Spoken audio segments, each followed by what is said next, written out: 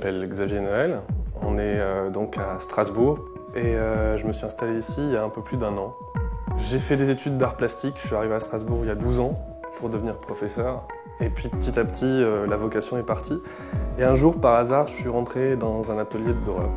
Je connaissais rien des techniques, je connaissais rien du matériau et j'étais fasciné. Et donc j'ai cherché à me former, j'ai réussi à trouver un formateur, un meilleur ouvrier de France près de Strasbourg et j'ai été formé chez lui pendant 2 ans. Et dans la foulée, j'ai ouvert mon atelier. Il y a environ une vingtaine d'étapes entre le bois brut et la finition. On peut dire qu'une fois qu'on a posé la feuille d'or, le travail est quasiment terminé. 90% du travail, c'est en amont de la dorure. Donc le métier, c'est doreur ornemaniste. Et en fait, le gros du métier, c'est le ornemaniste, plus que le doreur.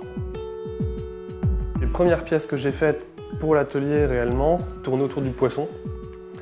Et puis petit à petit, j'ai commencé à décliner d'autres formes et très vite, la forme du masque est arrivée. J'essaye de travailler des matériaux qui sont pas les matériaux qu'on voit habituellement en dorure.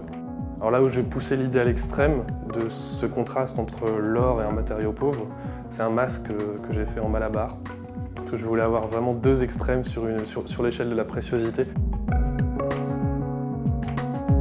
Jusqu'au 19e, début 20e, il y a eu beaucoup de créations dans les ornements, dans le travail de la forme, et puis après plus rien. Et tous les doreurs sont devenus restaurateurs, et j'avais envie de fouiller ça. Et donc c'est ce que je m'attelle à faire tous les jours, en fait, chercher soit à détourner les procédés classiques de dorure, soit à essayer d'en inventer d'autres pour arriver à une forme plus contemporaine, mais toujours liée au savoir-faire traditionnel de la dorure.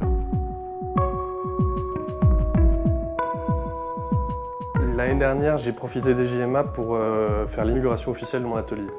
Et là, cette année, c'est montrer un petit peu l'évolution. Les gens ont envie de voir aussi comment ça se passe dans un atelier, de voir les outils, de voir la poussière dans les coins, de voir les choses qu'on n'exposera jamais parce qu'on n'en est pas satisfait, ou les choses en cours, etc. Voilà.